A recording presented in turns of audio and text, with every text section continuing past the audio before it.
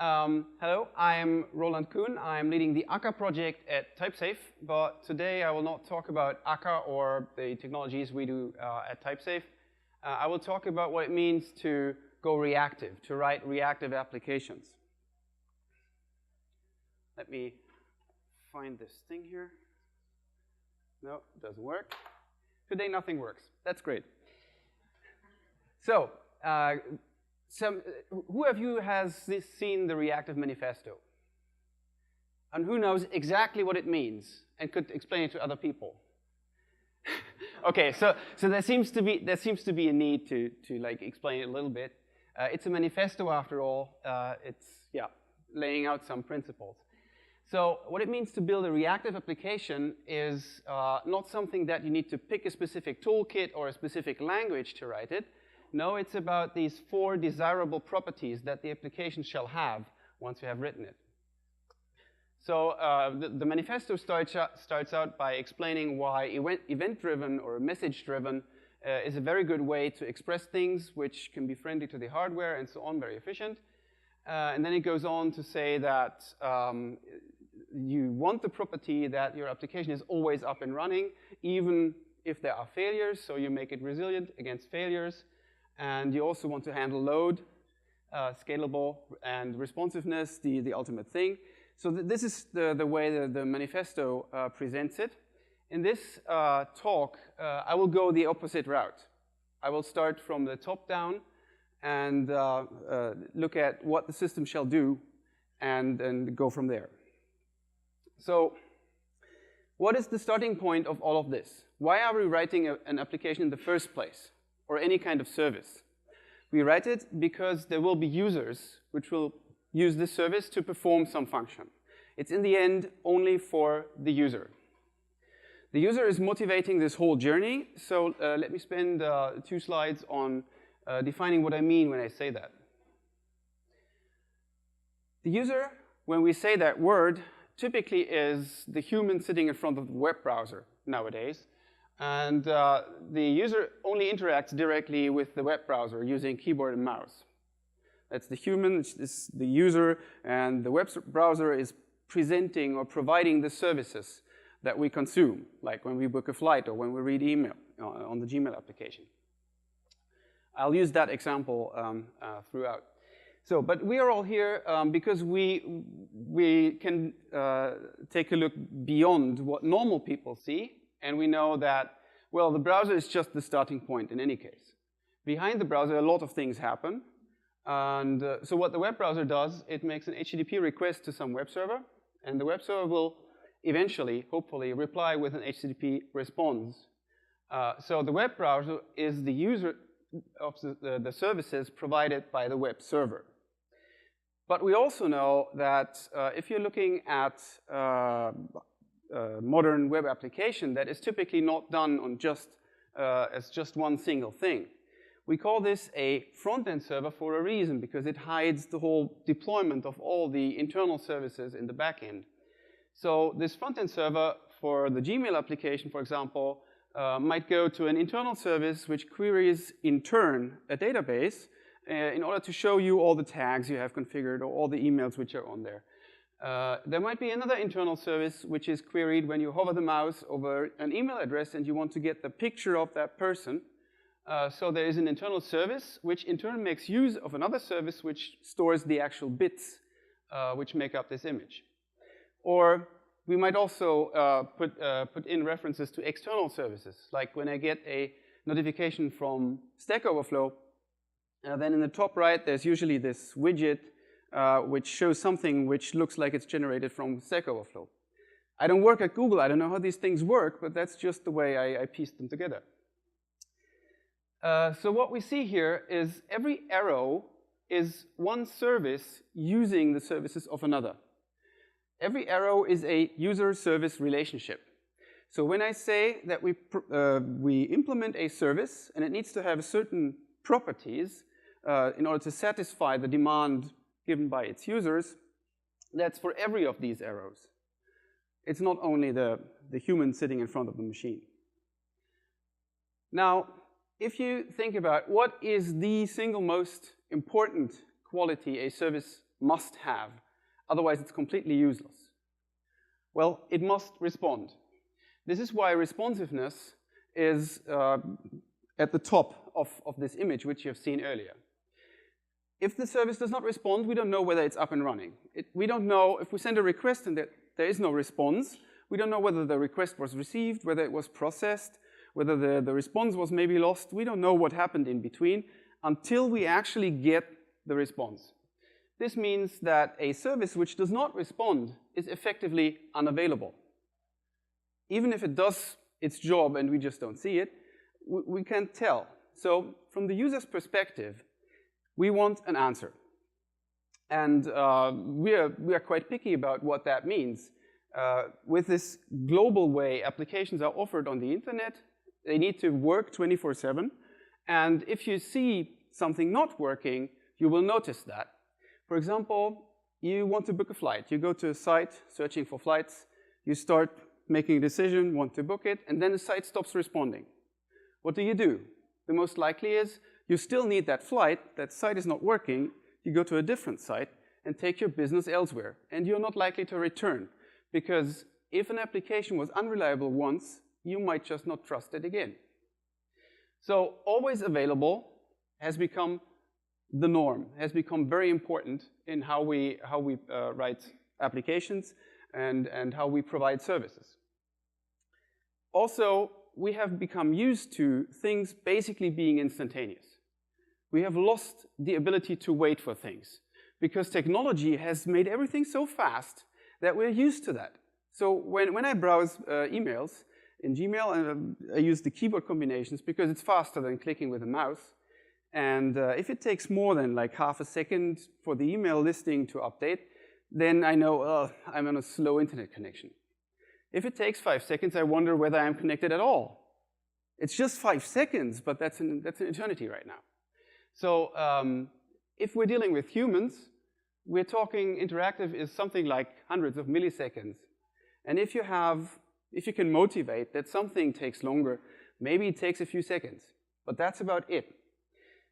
There are other domains like high-frequency trading, algorithmic trading, where you need to make your response times for things.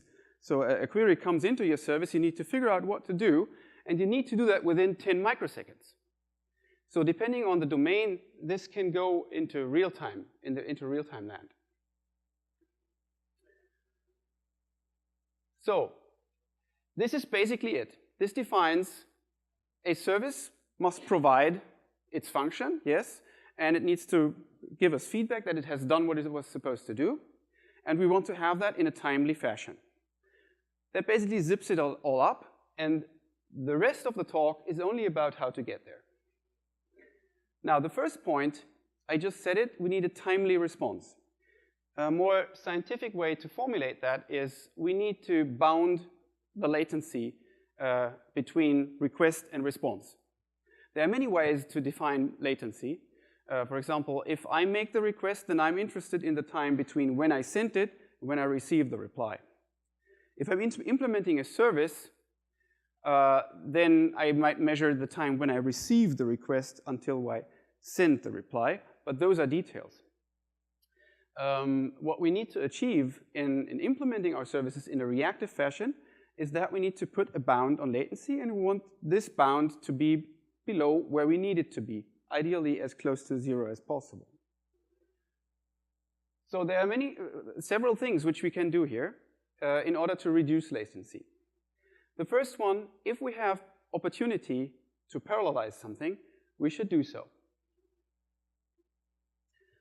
If I look at some kind of business process here, the colors are really not that good. So this was supposed to be a purple a dot and that and a green one. And the process starts on the left, and it's a request coming into our service, and then we need to perform tasks A, B, and C until we have all the results, and then we can generate the answer and give it back in the green dot, so to speak. If we are looking at it from the latency perspective, A, B, and C might, for example, be service calls to other internal services. So we go out and do A, which takes up to whatever A is allowed to take, and then B the same, C the same. So the bound on the latency for this scheme of doing things is the sum of the latency upper bounds for A, B, and C, plus whatever internal processing this thing takes. Now there is one obvious thing we can do if A, B, and C do not depend on each other. Then we can run them in parallel. And now the latency between these two purple and green dots has been reduced from the sum of A, B, and C to the maximum of A, B, and C. And these are just three. There are websites like the LinkedIn page. When you visit your LinkedIn page, the number of these internal tasks which need to run is in the 3 digits. It's more than 100. And most of these are actually parallelizable. So this is an instant win, which you can do. What you need for that, in order to write that down in a program, we need something more than just method calls. That's obvious. So we need to spin off the computations A, B, and C in parallel, and there's one way to do that. It's called a future. There used to be only one in the JDK, and that was Java Util Concurrent Future. That has its serious flaws. You can start A, B, and C in parallel, but then the only method to get a value out is to call .get on it. What that does is the thread which does it will be parked, will not do anything. It will just sit there and wait for someone else to finish their work. Now, there's still a gain because we shorten the latency, but with Java 8 we can do a lot better than that because now we have completion stage and completable future. They are so-called composable futures, where you can say spin off A, B, and C, and then attaching, using a lambda, for example, a callback. Okay, when they all get back, then do this. And I just say, when they come back, do this. I don't do it myself. And thereby, I keep the processing time of this method extremely short. I just need to fan out the work, say how it is to be aggregated. I don't need to do the aggregation myself. Then, in the end, the answer is asynchronously provided to, for example, your REST endpoint so that it gets back delivered to the HTTP client on the other side. This means that where typically before you had this process which took, first of all, a long time and tied up a thread, mostly doing waiting, which limited you to like 10,000 of these things in parallel because you cannot create more than 10,000 threads. With this scheme and composable futures, you can have many more things going on concurrently in your system by just using a handful of threads because you don't let them wait. You don't let them sit around. And the key to make that work is that all of this is event-driven. This will be a common theme that we will see, that many of the reactive techniques lead to a behavior where we react to events as they happen, instead of just sitting there idling, not doing anything until they happen. We don't consume resources. We let the processing be triggered by events. Now, you have parallelized your calls and so on, and that is working out nicely. But what if something somehow gets wrong, goes wrong? Between services, you will have to have something like an SLA. Like this service is allowed to take 10 milliseconds, I factor that into how I write my own service, and if it takes longer than 10 milliseconds, well, then I am likely to violate my own SLAs because I can't force the answer to come more quickly than it actually does. In order to protect ourselves against this situation, we can use something which we know from electrical engineering. It's called a circuit breaker, and it's quite simple. Normally, work comes in from the left. Normally, we just do the work, which might just be we make a request to an internal web service, and then when the result comes back, we compose that such that the right things happen afterwards. And the crucial point here is that we take the time between how long that took. How long did it take to get that answer? And if this clock tells us that the other component which we were calling upon is violating its SLA, then, well, we will violate our SLA in turn, and that's not good, because that leads to cascading failures. So what we can do there when we see, okay, this service which we're using there is misbehaving, we trip the circuit breaker, we don't perform the actual work, but we do something which I wrote here as fail fast. Fail fast can mean very different things depending on the context. It can mean giving an immediate response saying, I am overloaded, I can't do it. That's still better than violating your SLA. It's a very honest answer, and everyone who is upstream, who was depending on you, gets to know immediately, okay, this has failed. I need to do some backup strategies. What you can do here as well is, for example, if you think about the example I used with the pop-up you get in the Gmail application when you hover your mouse over an email address. You get this little pop-up, and it is supposed to have this image of the person in there. If this storage service, for example, for the bits and bytes, is currently under the weather for whatever reason, and we have a circuit breaker installed in front of it, then instead of just taking ages to do anything, we can immediately display the anonymous user icon. The user doesn't get the full service. The user doesn't get to see the real image, but at least the response was prompt that we can't deliver that one. You can do basically all kinds of degradation of your service that you deem necessary or helpful. You could also reduce the level of detail for which you do a certain calculation. You just, of course, need to tell the users about that. So fail fast means spending less resources. There is one added benefit to this. When the circuit breaker is tripped and we divert processing to an alternative strategy, whatever service we were calling upon which let us down right now gets time to recover. We don't make new requests for a while. And the way a circuit breaker then works is you configure like 30 seconds or whatever timeout, and after that time you probe, let 1 or 2 requests through. If the service is working again, then you flip the switch into working position, everything resumes as normal. So the circuit breaker is not only about not violating our own SLA, but also about protecting the downstream components from being hammered with requests when they're currently not able to comply with them in any case. The third point here is maybe a bit surprising.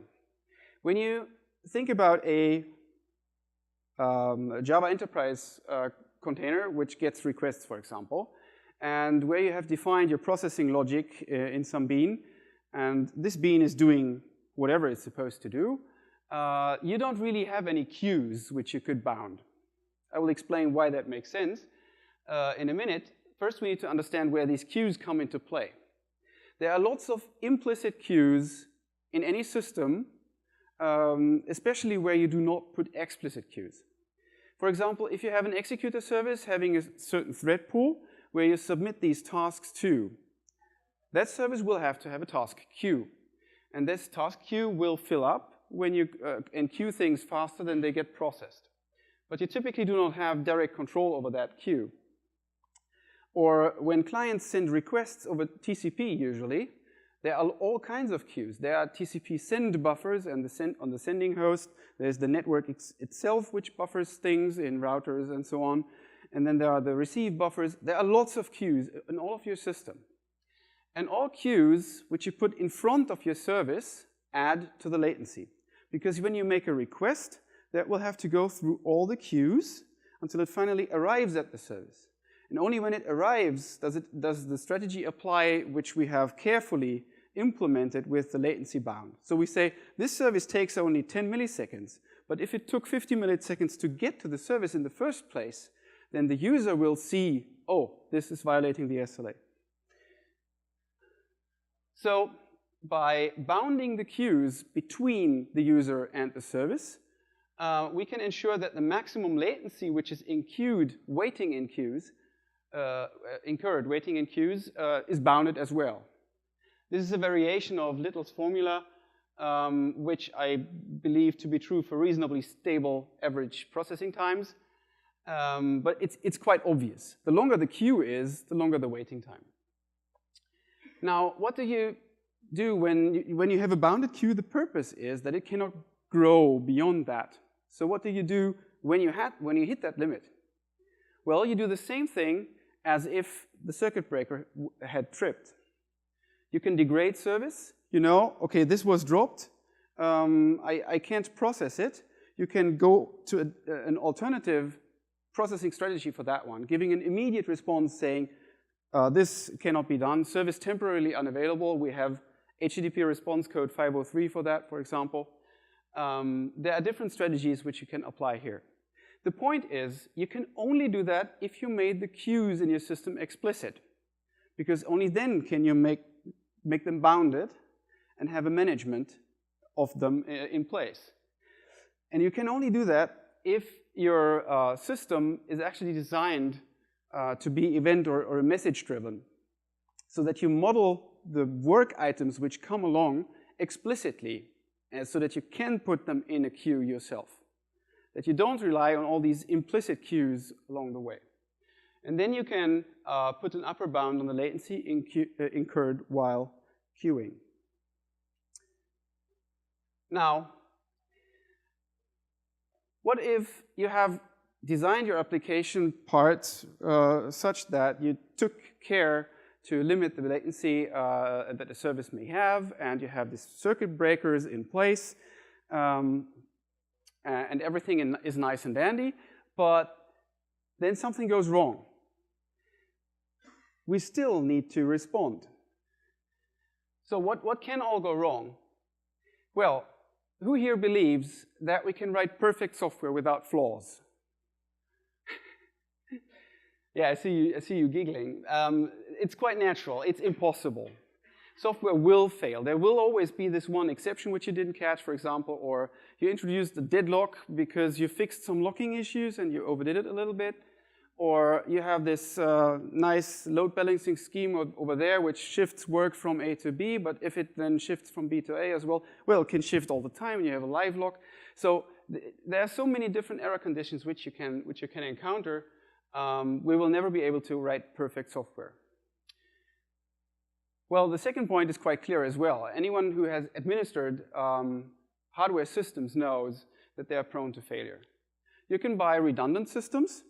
My favorite story there is one which I encountered at university. We had this server which was hosting for the work group all the user directories, and it had a redundant power supply backplane, redundant power supplies and everything, and well, it went down on 2 occasions. The first one was that someone dropped a screwdriver into the main power supply of the whole building, blowing it up. Okay, that's catastrophic. You can say, okay, yeah, given that one. But there's another one, another incident, and that was that the cleaning personnel actually unplugged both of the cables at the same time to clean the room. Redundancy is only as good as you can distribute things. So clearly these were too close together and were unplugged at the same time. So yeah, all kinds of things can fail, but our systems still need to respond.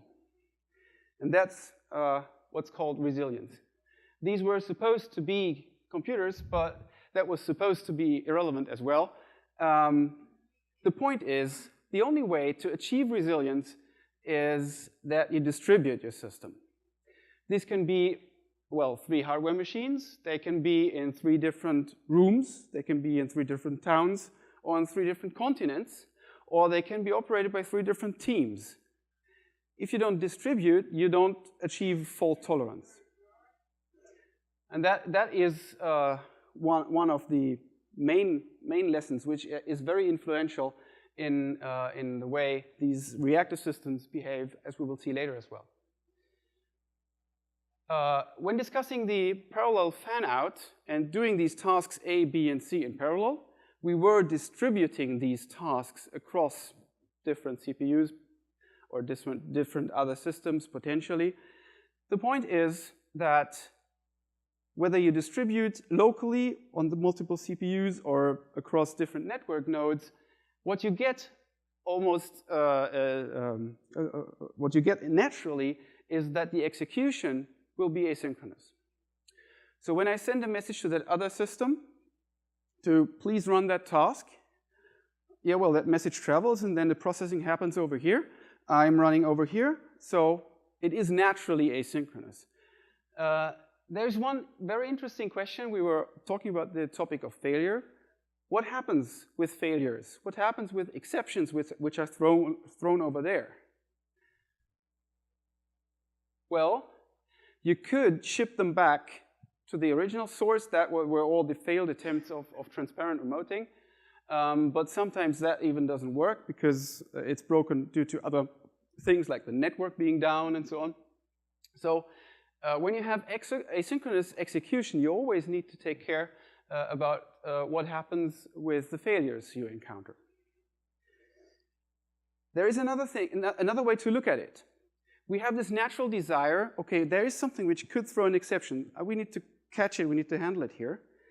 There is another thing, another angle from which we can look at this, and that is, if we have a component over here which is failing, and we send that failure somewhere else, for example, to its clients, then it has the potential of having a ripple effect. Because handling that failure might cause an unexpected condition over here, which can then trip up a whole system. So what we need to do is we need to compartmentalize our system into units which can fail individually, which will fail in isolation. That is the core of distribution. Distributed systems are systems which can fail, where parts can fail individually. They don't fail only as a whole. And that is what makes distributed computing so interesting. I would like to give a historic example about how compartmentalization and how we also call it bulkheading, how that was motivated. We all know that it was tried a bit over 100 years ago for the first time, and we also all know that it went horribly wrong when we tried it the first time.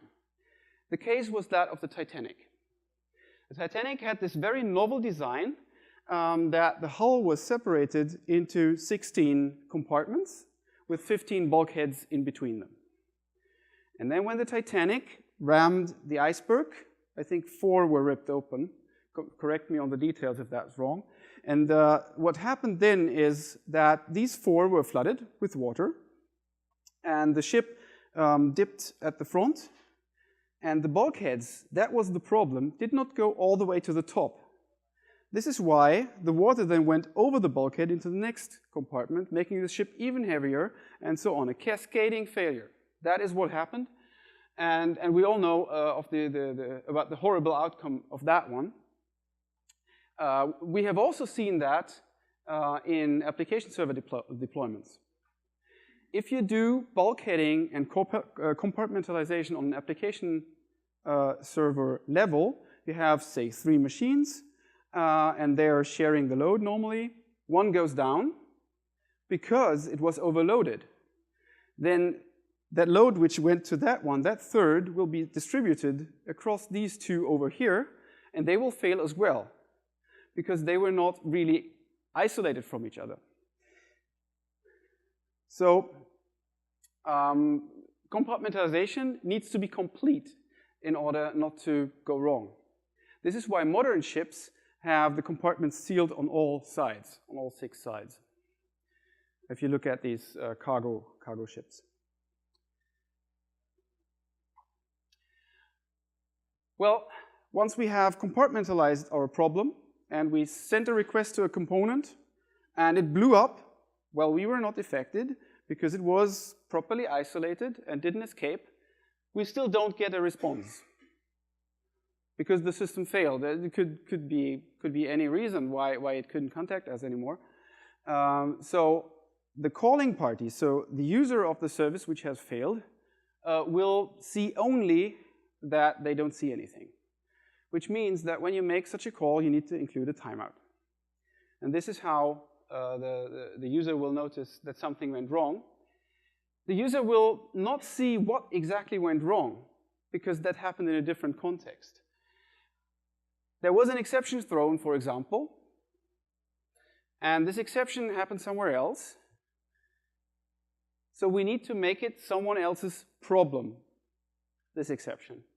And that's called supervision. And for that one, I would like to give you an example. This is a very, very generic drawing. I'd like to give the more concrete example of a vending machine. So I'm thirsty. I want to buy a bottle of water from a vending machine. So I walk to the vending machine and I put the coins in the slot. There are several things which can happen. First thing, I press the button, I get my water, I'm happy. That's nice. Second thing, the machine informs me that the water is out. Okay, out of stock, that's good. I mean, not for me, but the machine told me so, I can find another machine. Or I could have put the wrong coins in and the machine says, yeah, it doesn't really match up, you need to add a quarter or something. These are all parts of a normal conversation between the user and the service, between me and the machine. Now, there are different failure scenarios. For example, if someone stuck some chewing gum into the coin slot, then the coins will not fall down and the machine will not inform me of anything because the machine doesn't even see my coins. This is a kind of failure where I will not get a response. Or the logic board of the machine is broken and you just can't do anything. Or it's unplugged. I mean, that's trivially fixable, but still, it makes the machine unable to communicate what the failure condition is. The point here is that the validation errors or the successful results, they come to the user because the user is the relevant party. But when the machine is broken and can't work anymore, who gets to fix it? It's not the user. It's the one who operates the machine. The one who operates the machine has an interest in keeping it working to earn money, for example. And this is why requests and responses are in the horizontal plane in this drawing, and failure goes orthogonal to that. Failure does not go to the user of the system, it goes to the one who operates the system. And the one who operates the system will then interact with it asynchronously as well in order to fix it. For example, restart it, create a new one, whatever you want to do. And that means that this system now needs to obey at least two very different kinds of communications. And this also means that the system needs to be event-driven. It can't really know where the next event comes from. It can't wait for the next user input when, in fact, it will get a message from the supervisor. So we need to keep in mind that we need to react to events to make this work.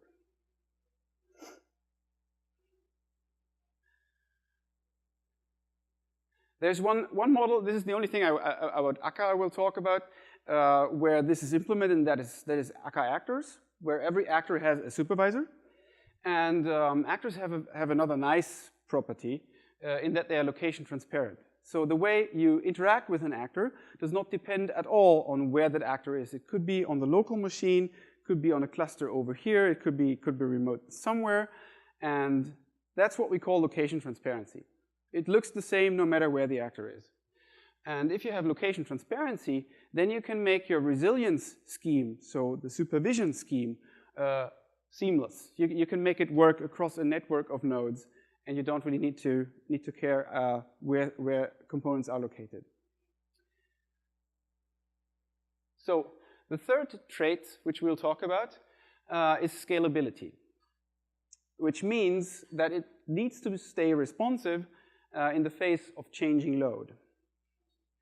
So assume that you have implemented an application which works well, which has all these nice responsiveness, bounded latency properties, and it is resilient to failure, and it even does something interesting.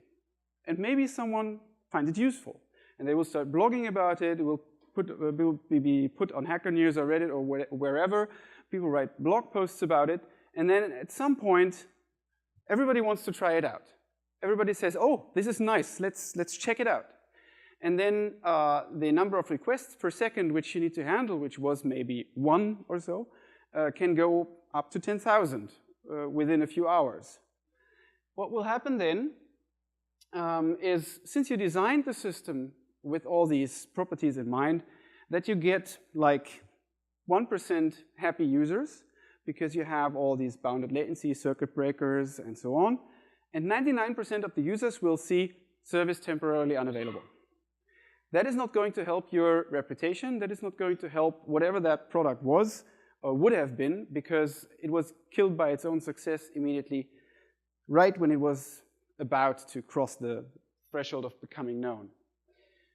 So what we need to build into the system is the ability to handle load, which changes. In order to do that, we need basically one thing. We have work items coming into our service, and in order to handle load, well, we need to be able to go beyond what a single node can do. Because having a single computer for handling things means that there is a certain limit. It can process 5,000 requests per second or whatever, and it can't go beyond that. If you have more users than that, then you will have to go to different nodes. So what you will need to do is you have your incoming stream of work items, and you will need to distribute that. You will need to partition this incoming work stream and put it on node A, B, C, D, and so on. And you will need to be able to reshuffle how to do that dynamically. So normally you would start out, for example, with 2 nodes, because for resilience you can't do it with 1.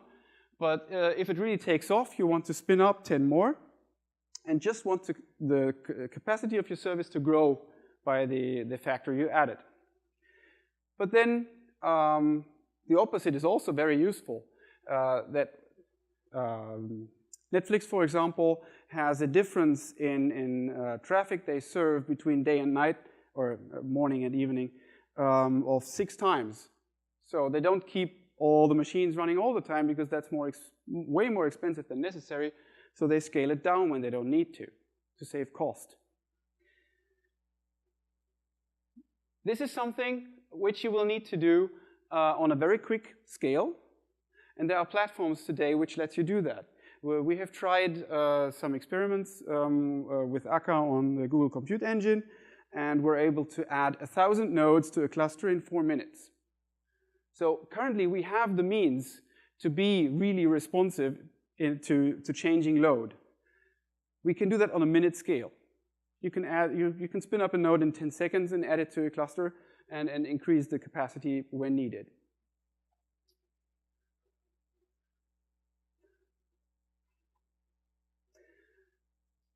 All of this taken together is not quite the same as Java EE, admittedly. And it's not the same as basing your application on just one central database, which you then buy a bigger and more expensive one to make it faster, for example. There are consequences to going distributed in particular.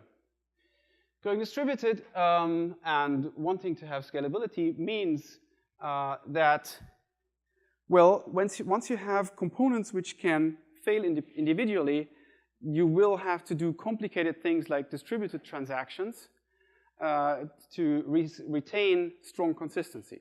Strong consistency means I have this service here, and I make a request to it to change something. And when I get back the okay, it was changed, then all requests which come after that must see the new result, right? So it must be fully consistent. If you have a distributed system of 10 nodes, some of them could already be updated and others not. So then expensive algorithms must correct for that and must keep it in sync. And if you ask Pat Helland, he's one of the guys who have invented and implemented and tried to improve ACID databases for over 30 years before he then wrote a paper called Life Beyond Distributed Transactions, where he comes to the conclusion that as soon as you go to a system which is distributed, so where the components can fail individually, you basically are way better off if you do not keep strong consistency, because the cost for maintaining that is just too high. There was one very influential conjecture, which was then later proven. The conjecture by Eric Brewer was the CAP theorem. Who here has heard of it? Okay. Who here has read the article 12 years later? So I recommend that everybody does that. It's a really, really good article by Eric Brewer, again. So the CAP theorem basically says that if you have a system, a distributed system, and you want it to be consistent in the sense that I described, so it should be linearizable to be theoretically correct, and you want it to be perfectly available during a partition, a network partition, then he showed, or he said that that would be impossible, and I think Nancy Lynch was it who proved it in 2002, that is actually true. So you cannot be perfectly consistent, perfectly available under a network partition. The conclusion which was then made is that from the C, A, and P letters, you can choose only two. You cannot have all three. And we all know that the network is inherently unreliable, hardware fails, and so on, so we cannot opt out of P. So that leads us to, well, we need to pick one, C or A. Do we want to be consistent or available? But while that is strictly speaking true, the only prohibited space, if you draw it on a diagram, where perfect consistency is here and perfect availability is here, then the only point which is forbidden is the exact point here. So if you can go arbitrarily close to it, you just can't reach it. So if you can tolerate a little bit of inconsistency, for example, which you usually can, then you can be perfectly available, for example. There's interesting work by Peter Baylis on this topic called probabilistically bounded staleness, which I invite you to try out. He has a JavaScript written simulator, I think, where you can input parameters to a Dynamo-style replication scheme of a database. And then you ask yourself, okay, I submit an update here and I check 100 milliseconds later. The probability for seeing an inconsistency is really low. So you need to ask yourself, do I really need perfect consistency or do I not need it?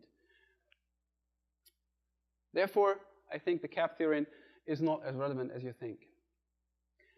What this leads to is, once we do not have perfect consistency anymore, the best one we can hope for is eventual consistency. I'm not talking about weak consistency because that's not really useful. So eventual consistency means that there is just a little time window in which you can see inconsistencies, but they will be fixed after at most so much time. So eventually it will become fully consistent. You just need to give it some time to settle. And that is how Akka cluster is implemented, how Dynamo, React, and all these databases are implemented, and so on. And that is working quite well, and it scales a lot better. It actually scales in contrast to distributed transactions. What all of that needs is sending messages between nodes to coordinate, to gossip the state of, for example, a cluster, to heartbeat, to check, are you alive, and so on, and to disseminate changes, to replicate the data you want to store. And all of this messaging comes again back to the whole system being focused on the events, on the communication between the parties, and so on. There's a corollary to this, which is that when you have a reactive application, you want to have all these nice benefits, and you plan for to have these properties. It will all be ruined if you have one component in there which does not obey by the rules. So if you make a database call, and I know that this is a problematic area, it's a bit futuristic to say that because we're not there yet. We don't have async JDBC. So if you make this database call, it will block your thread, and it will keep you from being able to react to events in this component until the database has replied. And that can take arbitrarily long. So we will need to move forward in those areas in particular and add asynchronous APIs which support reactive applications. MySQL and Postgres, for example, have already asynchronous APIs. So we need to keep lobbying and tell Oracle, for example, and IBM, we need something async to really go all the way down. Another thing is, any sizable application is written by multiple teams in multiple languages, using multiple frameworks and so on. So in order to have the first one where it goes all the way down, well, all components need to support it. Reactive is really a polyglot thing. It's not just one single language or toolkit or something. And one example for that is the Reactive Streams project, which I will present tomorrow at the same time. I'll talk about that. That is a very interesting collaboration we had with Netflix, Twitter, Pivotal, Red Hat, someone from Oracle as well. So I really believe that is a great chance to improve in the area of stream handling to make it reactive. So all of that so far was talking about the problem space from the perspective of the user. And that is perfectly fine, because in the end, the users pay whatever dollars we get over some detours as salaries. So the users are really important. But we as developers, we also can have some benefits from building applications in the reactive way. It's kind of like a three-step process, where the first step can actually take some work. We have learned in like 20, 30 years of programming that if you have this method which is supposed to do something, you are given one thread to perform your task, and you cling to it with all you have. You are very defensive. You must not let go of that thread until you have fulfilled your duty. And that has become so ingrained that we program in a fashion, we need things to be synchronous. Future.get is so nice because we get to handle it in the same thread. That has been deeply ingrained, and that is the biggest barrier to going reactive in this sense. Because going reactive basically means that you need to be comfortable with doing things asynchronously.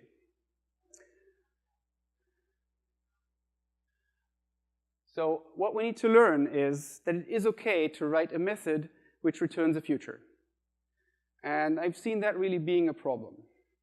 I've seen teams which struggled with it, so someone wrote very nice composable future code, and in the end then await result in order to do a print line to verify that it actually works. So people don't trust the machinery at first. It's kind of a leap of faith that you can say, okay, I can let go of this thread, everything will happen, and I trust it. So that's step one. Step two, we need to obviously design programs in a different way. We need to rethink the architecture. When we call a method and we get back a strict result, that has some very nice properties, that you get the value in hand and everything, and you know it's done when the method returns. Those feel nice and intuitive, but they are also very limiting, because having an API which needs to return a value synchronously means that you cannot farm out the processing of that efficiently to like 100 workers and then aggregate the things back. That will defeat the whole purpose of this system. So we need to break out of this synchronous prison which we have built around us in order to make use of the flexibility that is allowed by asynchronous programming.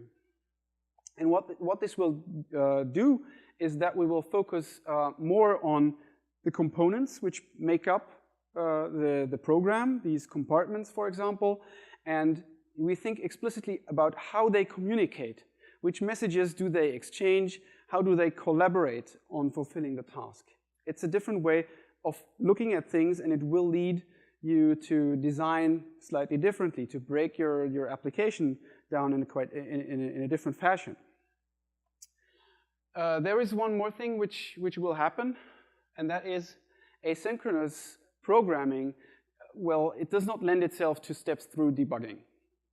There is work being done, but Well, yeah, if you can make it work in some cases, that is helpful. But typically, the problem you will encounter will just go away as soon as you attach a debugger, because then all the timings will be different of the asynchronous things which need to be just happening just so to make the bug appear, for example. So I think we will see a shift there from this active, I would call it pull-based debugging, where I say, goes one step now, now, now, to we trace. We trace what the program does, and then we can filter these traces. We need rich supporting tools for doing efficient filtering of these traces. And then we will be able to see, okay, this happened in this fashion and so on in this order, and this is how the bug appeared. So I think we will see a shift from the traditional debugging to more tracing and monitoring style debugging. And the other thing is, when you design your application with these compartments in mind and encapsulation and so on, talking about the protocols, you will naturally get more loose coupling between your components. You will not be able to express the same kind of strong coupling that you have by just calling methods on other objects and getting back strict replies. Which then leads to the step-free profit, as usual, where you can reap the benefits. So the first point is thanks to supervision. Remember what I told you about the vending machine? The validation errors go to the user, and the failures, the catastrophic things, go up. They go to the supervisor. This means that you can keep your business logic nice and clean and just focusing on the business that they're supposed to do. And you can have your failure handling, where failure are really the catastrophic cases, concentrated in some other place, because they are not related. The failure handling is just about restoring service after something has gone wrong. So by keeping them in different places, you do not litter your code with the try, catch, and then have the error handling all in place. This will be an immediate win. The other thing is, once you have these isolated units of work, these compartments, which only communicate using messages, they become trivially distributable. Not only across threads or CPU cores, but also across a cluster of machines. It does not really matter, because sending a message works the same way no matter where the thing is. And this means that parallelization of a program which has been written in this style is basically effortless. You just have a different number of threads where you run these compartments on, and you win. And the last point is, when you do synchronous programming, you can make lots of assumptions. So I have this variable here, and in the class, and I call some methods, and deep down in that method, that variable is changed, and that is referred to over here. That is only possible because it was all synchronous, because there was shared state between these things. And then they can make assumptions about this shared state, either explicitly or implicitly. That will always happen. And these assumptions are usually what make for the most interesting bugs in your programs. So if you have less of these assumptions, then you have a lower maintenance cost. There's one more point to this, which I like most, and that is you're programming these little things, these compartments. However you do them, it doesn't really matter. But you have this thing which is just supposed to respond to messages by performing a function, then replying, for example. And that feels a lot like programming little robots. I feel like a child with this immensely powerful toy which I can program. And there were other talks at other conferences saying we were so efficient talking about things by giving these components names, like a scribe for an actor writing to disk and so on. So all of this means we have something like independent agents which we can program, and they're simply fun to work with. And bringing back the fun into programming, that is why I work where I work, basically. So this brings me to my summary. We talked about what it means to build reactive applications. So we've seen the main thing is service needs to be responsive at all times. Scalable means needs to be responsive even during load spikes. Resilient means needs to be responsive even during component failure. So you need to have strategies for dealing with that in place. And all of that tied back to that the underlying model on which you build this must be message-driven or event-driven. Thanks a lot for your attention.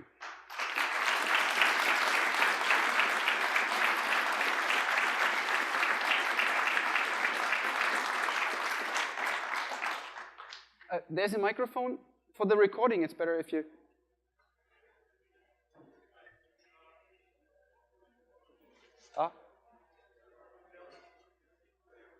I don't know whether this is on. I'll repeat the question. What about metrics at a business level or a technical level?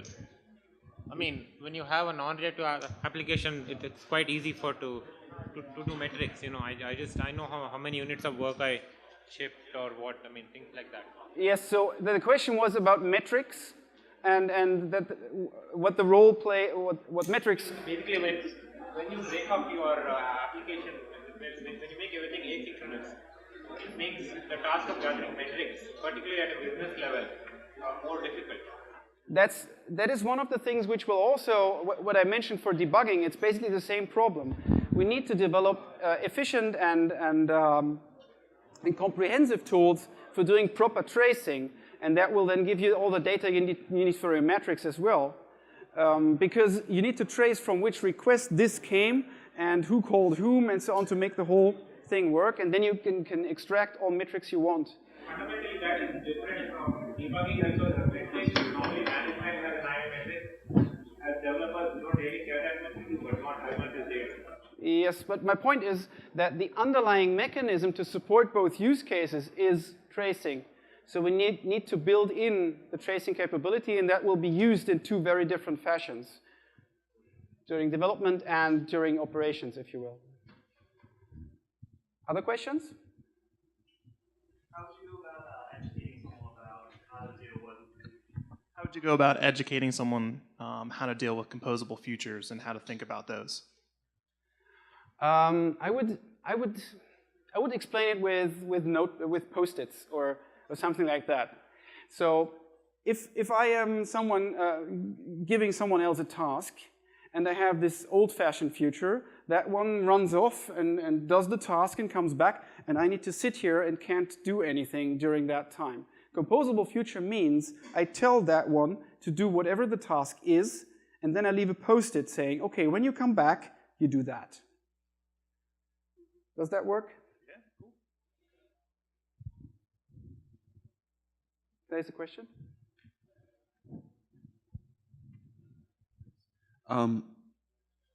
In grasping the paradigm of this new reactive way of working, do you think someone working with rules engines, there's a similar sort of thought process of not knowing when what you write is going to be called? I mean, is there a comparison there that can be made with rules engines? I could see rules engines implemented in this fashion, that you have the rules basically getting the incoming event stream to which the rules are applied, and certain things need to happen in a certain order, for example, in that sense. But so reactive and building reactive applications is really more about this mindset than a specific problem domain or a specific toolkit or language. It's really about thinking that we react to things.